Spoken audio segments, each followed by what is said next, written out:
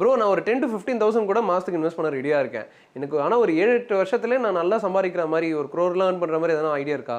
நல்லா புரிஞ்சுக்கோ. இன்வெஸ்டிங் பொறுத்த வரைக்கும் நீ இன்வெஸ்ட் பண்ணுற மணியை விட அதிகமான இம்பார்ட்டன்ஸ் எதுக்கு இருக்குன்னா டைமுக்கு தான் இருக்குது. இப்போ நீ வந்து சொல்கிற நான் வந்து 15,000 இன்வெஸ்ட் பண்ண ரெடியாக இருக்கேன். ஆனால் நீ கொடுக்குற டைம் வந்து 7 to 8 இயர்ஸ் தான்.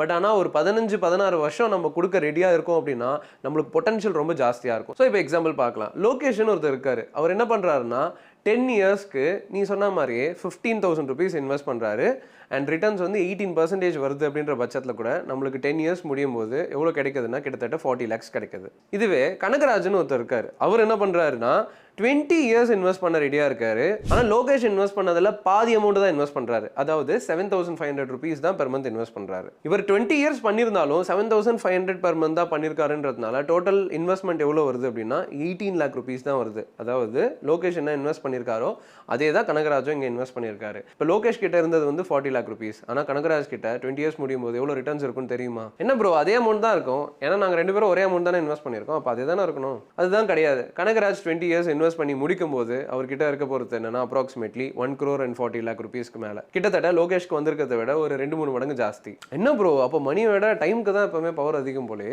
கண்டிப்பா. ஸோ நீ எப்பவுமே எஸ்ஐபி ஸ்டார்ட் பண்ண போற அப்படின்னா லாங் டர்ம்ன்ற மைண்ட் செட் இருந்தால் மட்டும் ஸ்டார்ட் பண்ணு. அப்பதான் நம்மளுக்கு ரிட்டர்ன்ஸ் ஜாஸ்தியாக இருக்கும். ஓகே ப்ரோ பட் நான் இதெல்லாம் எப்படி ஸ்டார்ட் பண்ணுறது?